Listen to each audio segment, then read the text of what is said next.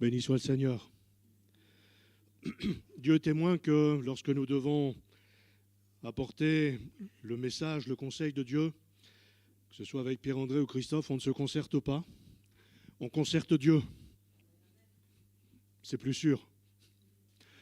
Parce qu'on a tellement de choses que l'on pourrait partager, pourrait influencer, humainement parlant, ce que l'on aimerait dire.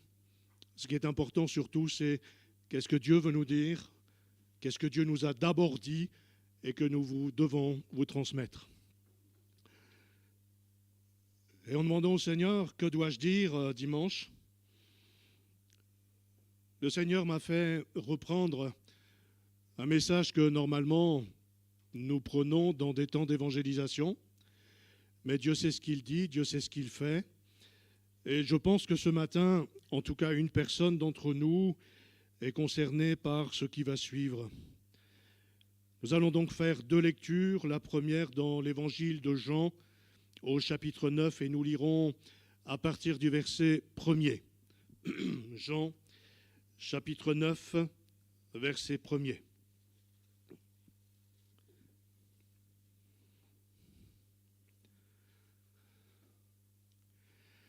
Comme il s'en va, Jésus aperçoit sur son chemin un homme né aveugle, et les disciples lui demandent à ce sujet, « Dis-nous, maître, à qui la faute si cet homme est né aveugle? Est-ce à cause de son propre péché ou de celui de ses parents ?» Et Jésus répond, « Cela n'a aucun rapport avec le péché, ni avec le sien, ni avec celui de ses parents. C'est uniquement pour qu'en lui, tous, puissent voir ce que Dieu est capable de faire. Il nous faut accomplir les œuvres de celui qui m'a envoyé tant qu'il fait jour. La nuit s'approche où plus personne ne pourra travailler. Aussi longtemps que je suis encore dans le monde, je suis la lumière du monde. » Et après avoir dit cela, Jésus crache par terre et avec sa salive, il fait un peu de boue qu'il applique sur les yeux de l'aveugle. Puis il lui dit, « Va maintenant te laver au réservoir de Siloé. » Le mot Siloé veut dire « envoyé de Dieu ». L'aveugle va se laver et à son retour, il voit clair. Les gens du voisinage et ceux qui avaient l'habitude de le voir mendier auparavant se mettent à dire « N'est-ce pas celui qui était toujours assis là en train de mendier ?»« C'est bien lui, affirment les uns. Ce n'est pas possible, ni les autres, mais c'est quelqu'un qui lui ressemble. Mais si, c'est bien moi, déclare-t-il pourtant. Alors on le questionne, comment se fait-il que tes yeux se soient ouverts? Et de quelle manière est-ce que cela s'est passé? Et l'homme répond, l'homme qu'on appelle Jésus a fait un peu de boue, en a frotté mes yeux, puis il m'a dit, va à Siloé et lave-toi. J'y suis allé, je me suis lavé, et d'un coup, j'y voyais clair. Et lui demande-t-il, où est-il? Je n'en sais rien, répondit-il. Amen. Et une seconde lecture dans l'Évangile selon Marc au chapitre 8, et nous lirons à partir du verset 22. Marc chapitre 8, verset 22. Ils arrivèrent à Bethsaïda et on amena à Jésus un aveugle en lui demandant de le toucher. Jésus prit l'aveugle par la main, le conduisit hors du village, puis il lui mouilla les yeux avec sa salive, lui imposa les mains et lui demanda « Vois-tu quelque chose ?» L'aveugle regarda et répondit « J'aperçois des hommes, on dirait des arbres qui se déplacent. » Alors Jésus posa encore une fois ses mains sur les yeux de l'aveugle. Celui-ci regarda droit devant lui et à ce moment-là, il vit tout distinctement, même de loin. Jésus le renvoya chez lui en lui disant « Ne passe pas par le village. » Amen. Je crois que ce matin, dans l'Église, nous sommes en attente de grâce et de bénédiction. Non? Alors merci Seigneur, si tout est parfait. Mais s'il y a ce message, c'est parce qu'au moins quelqu'un attend de la part du Seigneur une grâce, une, voire des bénédictions. La bénédiction, elle est accordée par la foi, par l'obéissance et par la détermination. Jésus est la lumière, nous venons de le lire. Il luit dans les ténèbres. Mais ce matin, Jésus est au milieu de nous. Amen. Et il est là soit pour éveiller la foi de quelqu'un qui ne le connaît pas encore, ou bien pour réveiller la foi de ceux qui le connaissent, ou je dirais même, et j'ose le dire, de ceux qui croient le connaître. Ce que je retire de ces deux lectures, c'est la conclusion: des yeux qui n'ont jamais vu, voient. Amen. Je le redis, des yeux qui n'ont jamais vu, voient. Alors, dans ces deux textes, c'est une bonne nouvelle pour nous ce matin. La grâce, la bénédiction, l'action de Dieu mérite qu'on dise Amen. Parce que ce qui s'est passé il y a 2000 ans, plus de 2000 ans, peut se passer au milieu de nous ce matin. J'espère que vous en êtes encore convaincus, mes frères et sœurs. Il y a des années, on chantait « Jésus libère, Jésus guérit, il peut le faire pour vous aussi ». À l'époque, on vous voyait parce qu'on ne voulait pas avoir un porte-à-faux avec quelqu'un. Et puis, les plus hardis disaient « Jésus peut le faire pour toi aussi ». Mais on le croit toujours. Sinon, à quoi bon lire la parole de Dieu? À quoi bon être là ce matin? Donc, la bonne nouvelle, c'est que quels que soient nos besoins, notre besoin, non seulement Jésus le ou les connaît, mais il n'empêche que nous devons les lui faire connaître. Parce que seul Jésus est en mesure d'y répondre. Et au travers des miracles effectués par Jésus, j'ai pris ces deux-là ce matin, mais pour nous, il y a quelque chose de déterminant. Il y a un enseignement déterminant. Nous connaissions tous cette histoire du réservoir de Siloé. Alors, un petit peu d'études plus géographiques ou historiques. On constate que le réservoir de Siloé se situe à proximité de deux villes qui ont une très triste réputation. La vallée du Cédron et la vallée de Hinnom. La vallée du Cédron, c'est cette vallée avec des cours d'eau desséchés et dont le nom hébreu Kadar signifie « c'est noir, c'est triste ». Vous me direz, pour quelqu'un qui est aveugle, tout est noir. Et par conséquent, tout est triste. Ce lieu a même servi de fosse commune. Et si vous relisez toutes les Écritures, vous verrez que c'est là que la méchante reine, pour ne pas dire autre chose, Athalie, y a été exécutée.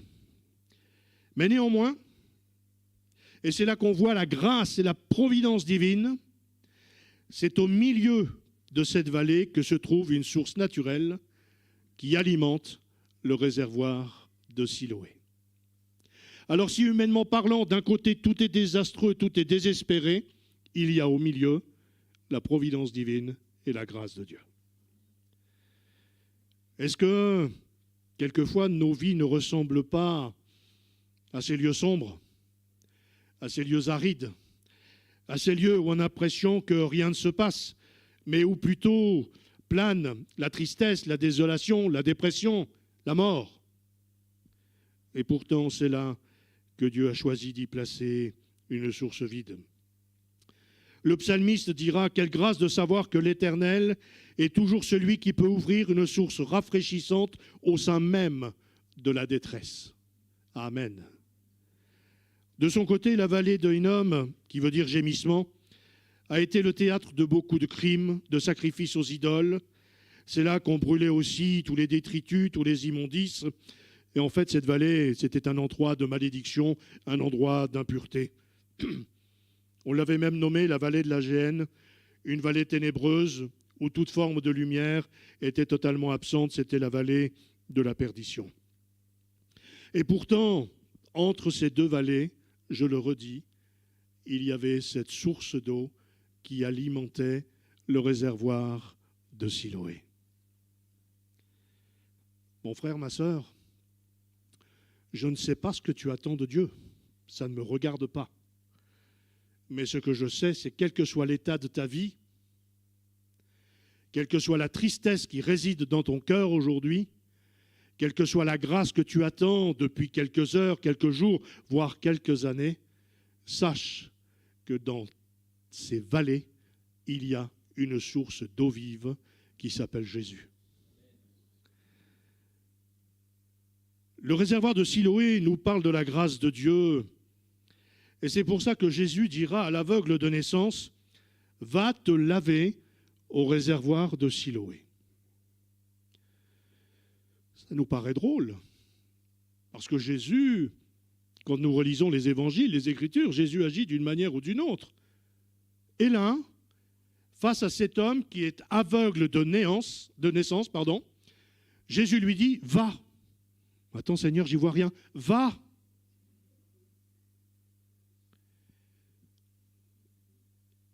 Vous savez la meilleure? Le réservoir de Siloé, il est en pente sur plus de 800 mètres. Pour y accéder, il faut passer par une forme de tunnel.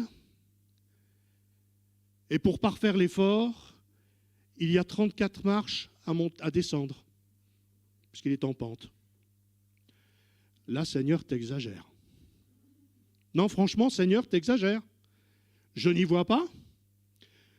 Je suis tout seul. Tu me demandes de faire 800 mètres. Tu me demandes de passer par un tunnel. Et en plus, tu me demandes de descendre un escalier pour arriver jusque-là.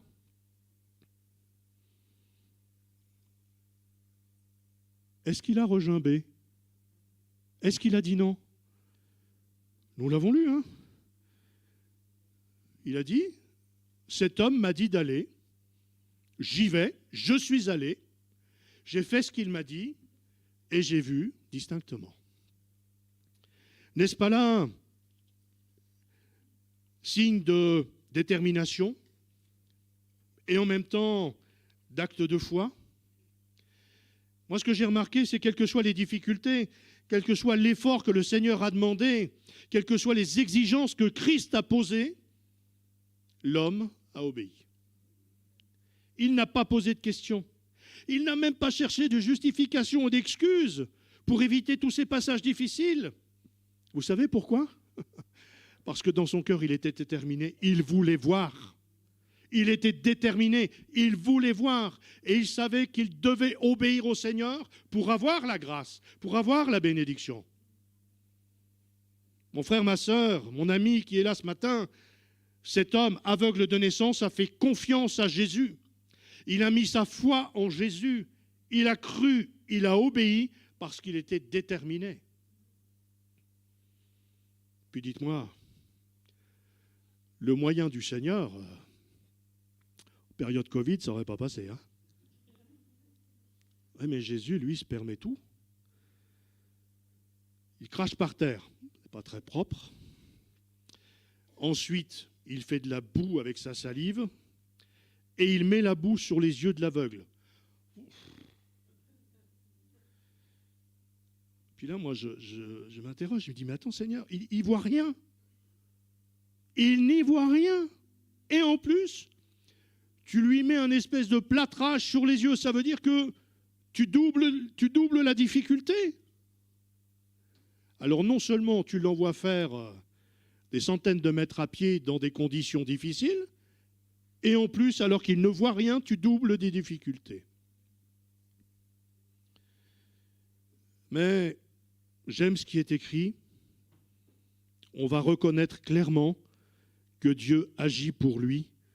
Je dois accomplir le travail de celui qui m'a envoyé. Rappelons-nous qu'un miracle, c'est quelque chose d'extraordinaire. Aucun miracle accompli par Jésus n'a été un acte ordinaire. Tout nous dépasse. Et humainement parlant, l'homme ne peut pas faire ce que Jésus a fait. Jésus bénit, Jésus guérit instantanément, Jésus est capable de ressusciter un corps, mais seul Jésus en a le pouvoir. Oh, il y en a qui ont essayé, hein. Faut pas. Non, non, il y en a qui ont essayé. Ben, ils essayent encore, hein. Parce que ce que l'on fait au nom du Seigneur Jésus, c'est pas nous. On le fait au nom du Seigneur. C'est pour ça que je me suis toujours interrogé sur tous ceux et toutes celles qui courent à droite, à gauche, parce que l'un est capable d'eux. Non. Il n'y a pas besoin de courir quand c'est le Seigneur qui fait. Seigneur, qu'est-ce que tu veux nous dire? Eh bien, le Seigneur veut nous dire que de nous-mêmes, nous ne détenons aucun pouvoir. Nous ne sommes que des ambassadeurs de Christ. Nous ne sommes que des serviteurs de Christ. Et si je relis d'autres versions, nous ne sommes que les esclaves de Christ. Ça veut dire que nous ne pouvons faire que ce que Christ nous permet de faire. Mais béni soit Dieu parce que Christ agit non seulement en nous, mais aussi au travers de nos vies. Les dons, mon frère, ma sœur, quels qu'ils soient, rappelons-nous qu'ils viennent d'en haut du Père des Lumières. Ainsi, ne nous attribuons jamais ce qui est et ce qui vient de Dieu. Dieu donne, mais il est aussi capable de reprendre. Et malheureusement, il est des serviteurs de Dieu qui ont eu des ministères bénis tout le temps qu'ils ont accordé à Dieu le bénéfice du miracle. Mais quand ils ont commencé à parler d'eux en disant que ça venait d'eux, à partir de ce moment-là, la source s'est asséchée. Laissons à Dieu ce qui revient à Dieu. Que se serait-il passé si cet homme n'avait pas voulu que Jésus mette cette boue sur ses yeux? Que se serait-il passé si cet homme avait dit au Seigneur, écoute, pas besoin d'aller au réservoir, c'est toi qui détiens la puissance, alors fais-le ici. Pourquoi est-ce que tu m'envoies dans un endroit de désolation alors que depuis que je suis né, je suis dans la misère? Et si cet homme n'avait pas eu autant de foi, autant de détermination, autant d'obéissance, est-ce que vous pensez sincèrement qu'il aurait été au bénéfice du miracle? Moi, je ne crois pas. Hein. Et toi, mon frère, ma sœur, ce matin, quel est ton véritable besoin? Quelle est cette grâce, cette bénédiction que tu attends? D'abord, est-ce que tu en as parlé au Seigneur? Ou est-ce que tu attends que ce soit le Seigneur qui vienne t'interroger? Tu as besoin de quelque chose aujourd'hui? C'est pas comme ça que ça se passe. Parce que le Seigneur connaît déjà nos besoins, hein, mais il attend qu'on les exprime. Est-ce que vous avez véritablement envie que Jésus intervienne dans votre vie? Alors, je pose quand même la question parce que la parole de Dieu ne le dit pas. Je ne vais pas faire dire à la parole de Dieu ce qui n'est pas écrit, ce qu'elle ne dit pas. Mais aveugle de naissance, mendiant, qu'est-ce qu'il a fait une fois qu'il était guéri? Parce que quand on voit qu'on est capable de se déplacer, qu'on est capable d'agir, vous pensez qu'il a toujours pu mendier? Moi, je ne crois pas. Hein. Ça veut dire que là, j'ai eu la bénédiction, maintenant, il faut que je prenne les choses en main. Hein. Alors, je reviens sur cette question que j'ai posée. Seigneur, j'ai envie que tu m'aides.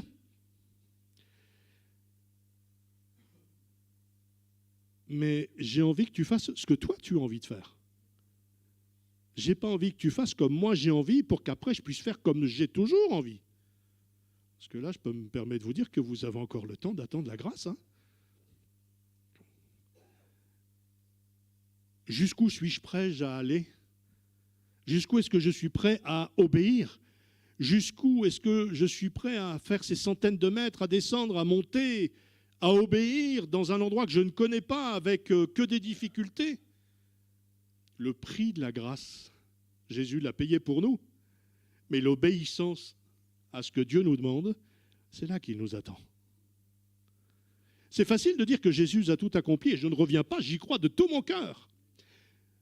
Mais pour être au bénéfice de ce qui a été accompli, j'ai aussi ma part à faire. Au même titre que cet homme aveugle de naissance l'a fait. Mon frère, ma sœur, ce matin, Jésus est toujours l'envoyé du Père. Jésus est toujours celui qui accomplit tout ce qui a été dit. Et Jésus, c'est celui qui s'est placé à l'intersection de ces deux vallées. Et toi, tu es au milieu. C'est triste, c'est noir. L'autre côté, ça sent mauvais, puisque c'est une décharge, hein. On va appeler ça comme ça.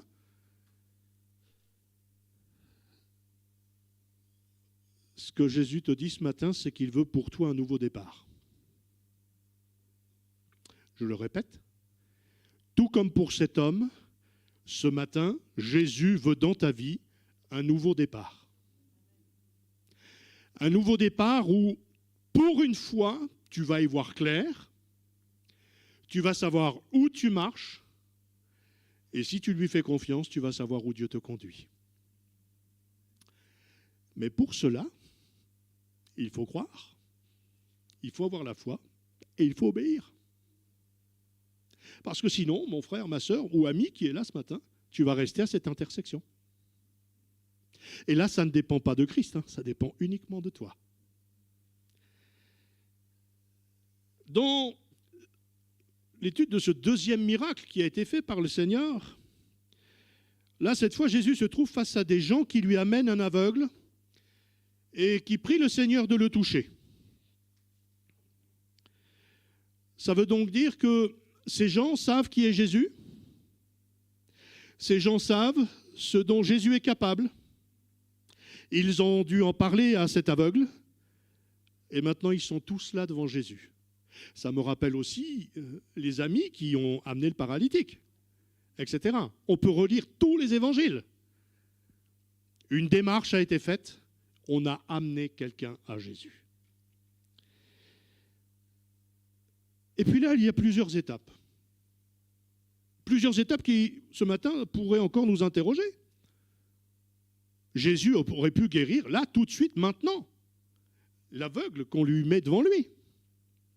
Ben, c'est pas ce qui s'est passé, hein. Jésus prend l'aveugle par la main. Alors que ce qu'on avait demandé au Seigneur, c'est touche-le. Jésus le prend par la main. Et là, je ne vois pas l'aveugle retirer sa main de la main de Jésus. Ce n'est pas écrit, hein. Jésus le conduit hors du village. L'aveugle, lui, il n'y voit rien. Mais il fait confiance au Seigneur. Parce qu'il sent une main ferme qui le tient, une main qui le conduit avec assurance. Et là, l'aveugle accepte toujours.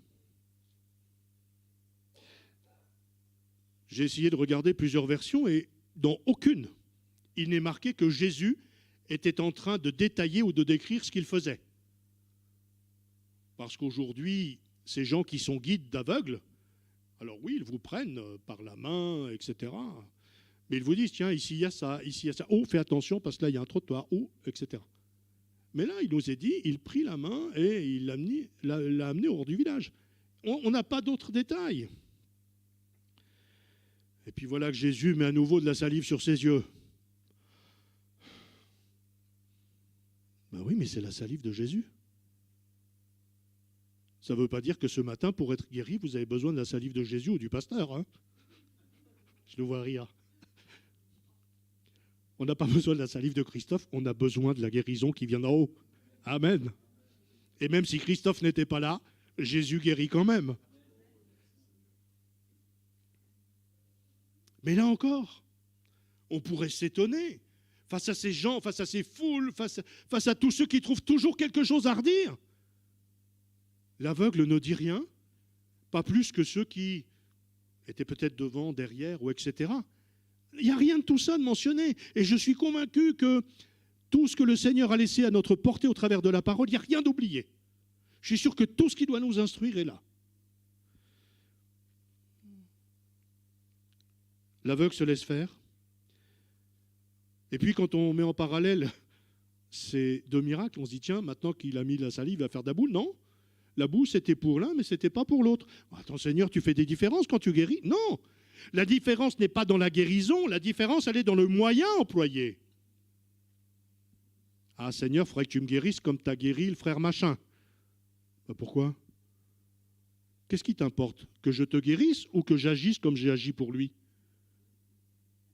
Le principal, il est où? C'est que tu sois guéri ou que ce soit comme le frère machin?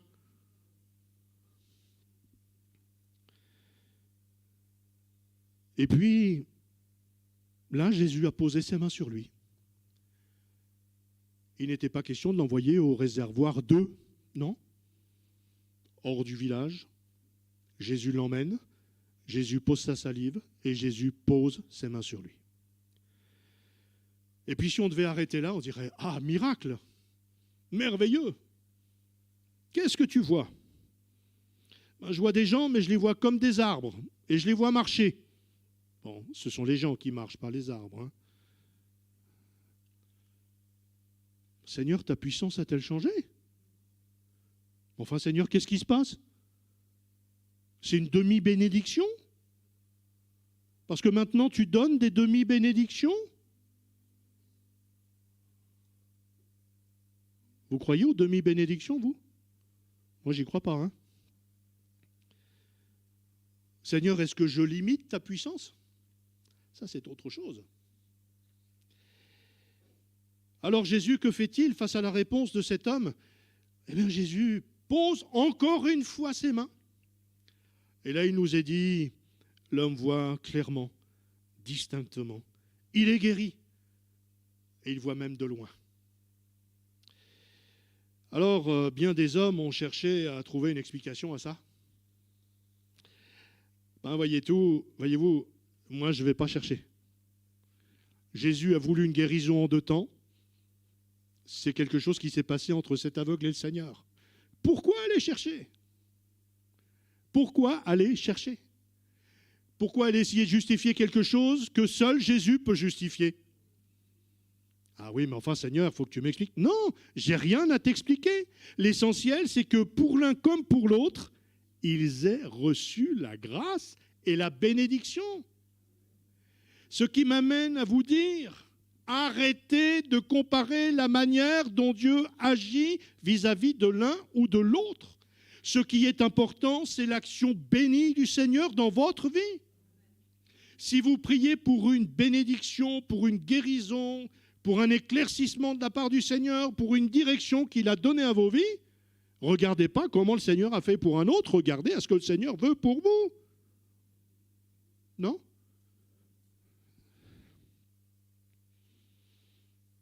Alors ne cherchons pas à trouver toutes sortes d'excuses. Et moi, j'en donnerai pas. J'aimerais pas faire dire à la parole de Dieu ce qu'elle ne dit pas. Jésus va répondre aussi aux interrogations à sa manière. Et moi, ça m'interpelle aussi. Dis-nous, maître, à qui la faute si cet homme est né aveugle? Est-ce à cause de son propre péché ou celui de ses parents?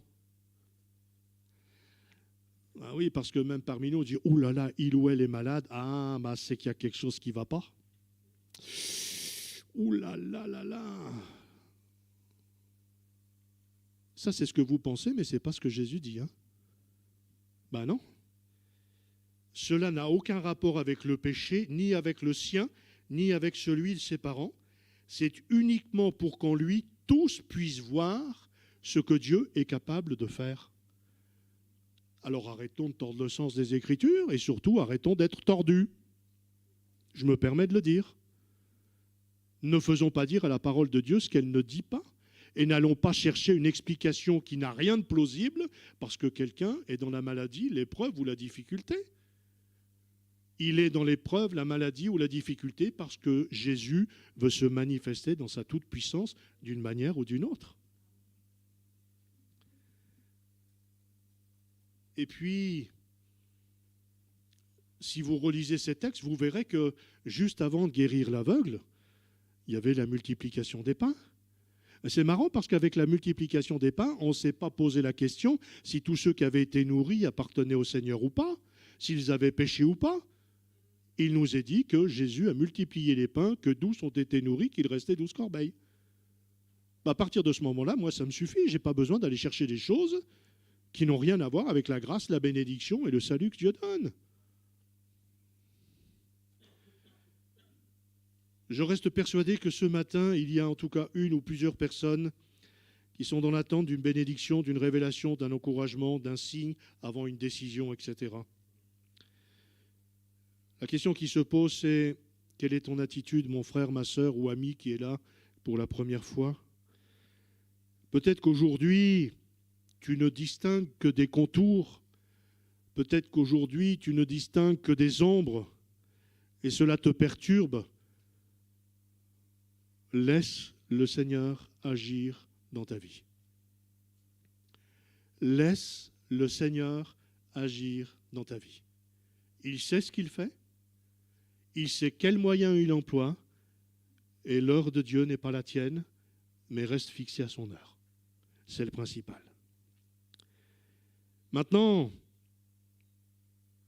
pour être très terre à terre, est-ce que tu es prêt à ce que Jésus applique ou de la salive ou de la boue sur tes yeux? Parce que je me permets de dire qu'il y en a qui attendent toujours la bénédiction parce qu'ils ont dit au Seigneur, alors voilà ce que tu dois faire, voilà comment tu dois faire, voilà par qui tu dois le faire, et puis surtout, voilà quand tu dois le faire. Ah, très bien, d'accord. J'ai bien entendu. Seulement, vois-tu, ce que toi tu me demandes, ça ne concorde pas avec ce que moi je veux faire. Alors écoute, maintenant tu choisis, c'est ou toi ou moi. Et malheureusement, c'est souvent ou moi, parce que c'est là que Jésus nous attend. Est-ce que tu es prêt à te laisser guider? Est-ce que tu es prêt à ce que Jésus prenne ta main? Je l'ai toujours dit, hein. C'est vrai qu'il y a ce verset où il est écrit « Nul ne me ravira de sa main ». Nul ne nous ravira de sa main. Mais il n'est pas écrit que nous ne pouvons pas retirer notre main de la main du Seigneur. Alors Seigneur, prends ma main. Un cantique disait « Prends ma main quand je chancelle », etc. Non, non, je n'ai pas besoin de chanceler. Seigneur, tu prends ma main. Parce que ce que je veux, c'est que tu me guides. Puis aujourd'hui, on a l'impression de faire comme ça simplement parce que Jésus ne nous a pas lâché la main, nous l'avons lâché. Et comme nous l'avons lâché, on est toujours en attente de la grâce et de la bénédiction. Alors ce matin, je repose cette question parce que je suis persuadé qu'aujourd'hui, c'est encore un temps de grâce. Est-ce que je suis prêt à reprendre la main que j'ai lâchée? Ou pour la première fois de ma vie, est-ce que je suis prêt à ce que Jésus prenne ma main? Est-ce que tu es prêt à t'amener là où non seulement tu ne vois pas? Est-ce que tu es prêt à aller où le Seigneur veut t'amener? Vous relirez dans les Écritures, et notamment tout ce qui touche la vie d'Abraham. Va. Va dans le pays que je te montrerai. Ah non, non, Seigneur, non, non. Attends, il faut que je mette mon GPS en route. Hein. Oui, mais le GPS de l'homme n'est pas le GPS divin. Donc si je te dis d'aller, tu vas, tu fais confiance, tu m'obéis et tu t'attends à la grâce. Alors arrêtons avec tout ce qu'on est en train de dire, de faire ou d'ordonner au Seigneur. Laissons-le conduire notre vie pour être au bénéfice de la grâce, de la bénédiction, de la direction, de tout ce qu'il veut nous offrir. Est-ce que nous sommes prêts aussi à prendre des risques? Alors, risque, ça fait peur. Hein. Humainement parlant, je comprends. Mais à partir du moment où c'est le Seigneur qui tient ma main, il tient ma main le jour le plus mauvais. Non? Oh, il y a de ces vieux cantiques qui racontaient des histoires de vie. Hein. Il tient ma main. Seigneur, tiens ma main. Et même si c'est escarpé, même si c'est glissant, je sais que tu es là, tu tiens ma main. Et puis, quelle est ta détermination, ton engagement? Je ne juge personne, mais posons-nous sérieusement la question quand nous prions. Alors, je vais prendre une expression qu'on connaît tous. Est-ce qu'on croit dur comme fer à ce que nous demandons? Ou bien ce Seigneur, tu sais, j'ai besoin. Alors, si ça te fait plaisir, Seigneur, arrêtez de prier si c'est ça. Parce que prier, c'est aussi un acte de foi et d'obéissance. Hein. Non, Seigneur, ce que je te demande, je suis sûr que tu es capable de l'accomplir. Alors tu l'accompliras comme tu le veux, tu feras comme tu veux, mais à partir du moment où je te demande la bénédiction, elle viendra comme toi tu l'as souhaité, non pas comme moi je l'ai souhaité. mais je te fais confiance. Mais soyons résolus, soyons déterminés et croyons de tout notre cœur. Ne sommes pas comme beaucoup qui disent « Seigneur, si tu me bénis, c'est bien, si tu ne le fais pas, bon ben... » Non, non. Seigneur, la bénédiction est à ma portée parce que tu me le dis. Je veux saisir ta grâce et ta bénédiction. Animé d'une foi ferme, résolu, plein de confiance, plein d'espérance. Et puis, soyons prêts à ce que le Seigneur ne réponde pas comme on l'aurait souhaité.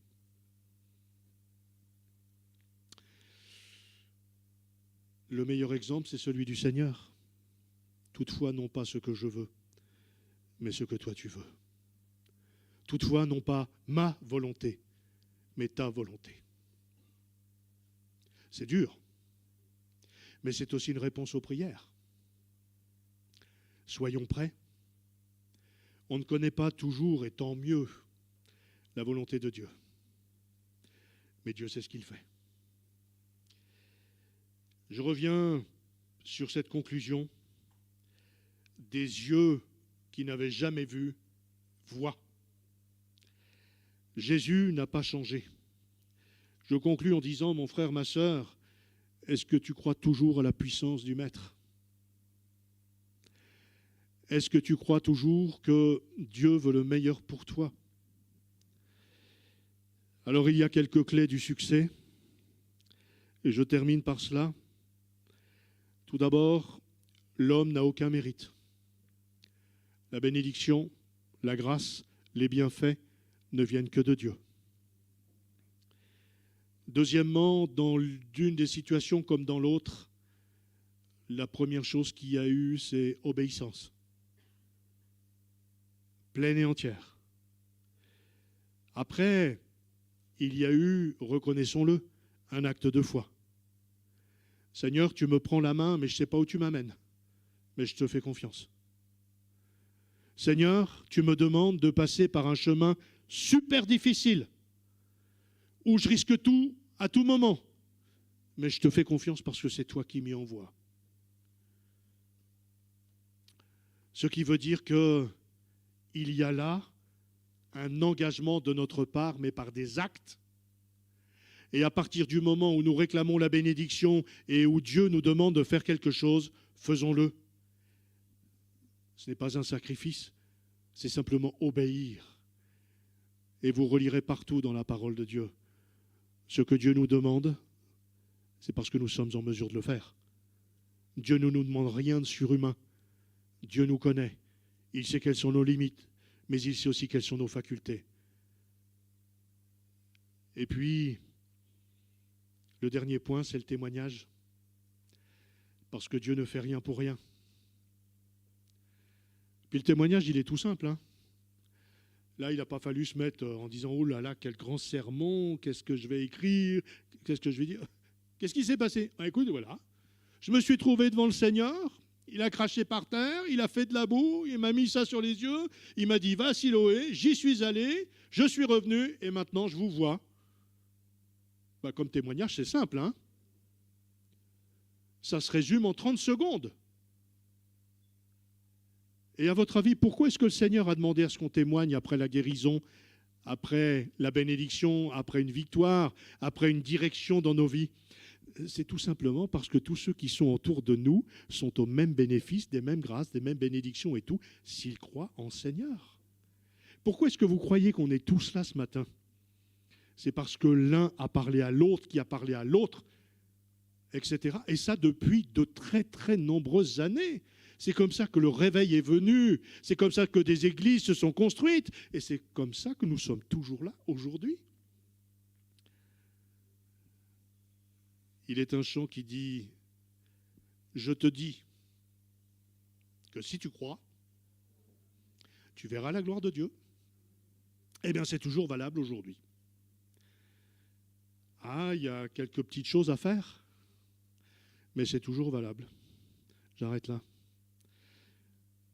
Je vous propose que nous baissions la tête quelques moments. Et encore une fois, je ne sais absolument pas ce que l'un ou l'autre d'entre nous ce matin réclame au Seigneur. Ce que je sais, c'est que si des yeux ont vu, alors qu'ils n'avaient jamais vu, ce matin encore, le Seigneur est compatissant, plein de grâce et de bonté pour accorder ce dont vous avez besoin. Maintenant, il y a un petit effort à faire.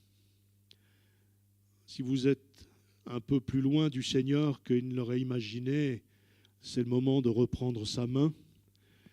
Si vous vous êtes éloigné du chemin par lequel il aurait voulu vous faire passer, c'est le moment d'y revenir. C'est le moment d'affermir à nouveau votre engagement. Et puis, si vous avez oublié de témoigner aux vôtres ou autour de vous quelles ont été les grâces et les bénédictions, c'est le moment de reprendre et d'ouvrir la bouche. Ce que le Seigneur réclame, ce sont de simples choses. Mais ça vaut le coup, permettez-moi l'expression, parce qu'au-delà de tout, il y a la grâce, il y a la bénédiction en abondance qui vient d'en haut. Alors j'aimerais prier avec vous et pour vous. Et si ce matin, vous réalisez que vous avez besoin de la grâce de Dieu, mais que vous avez surtout besoin de revenir à l'obéissance à ce que Dieu vous a demandé et que vous n'avez pas pratiqué, levez seulement la main, je vais prier avec vous et pour vous. Oui, Dieu vous voit, Dieu vous voit, Dieu vous voit. Oui. Seigneur, c'est devant toi que nous sommes. Et s'il t'a plu de nous rappeler que tu es toujours ce Dieu bon et miséricordieux, tu nous rappelles aussi qu'il est indispensable que jour après jour, nous laissions notre main dans la tienne. Tu nous rappelles que jour après jour, nous devons faire preuve d'obéissance par rapport à ce que tu nous demandes. Tu nous rappelles jour après jour que par ta grâce et le secours du Saint-Esprit, tu alimentes notre foi qui nous donne de garder confiance en toi, même dans les moments les plus difficiles. Nous voulons nous laisser conduire par toi. Nous voulons nous laisser bénir par toi. Et par rapport à tout ce que tu as fait dans le passé, par rapport à tout ce que tu fais encore aujourd'hui, et si tu n'es pas revenu par rapport à tout ce que tu feras encore demain, donne-nous, Seigneur, de communiquer à tous ceux et toutes celles qui sont autour de nous tout ce que tu es et tout ce que tu fais par amour. Merci de nous avoir rappelé ces choses. Bénis chacun de mes frères et sœurs et que gloire te revienne, Seigneur. Amen.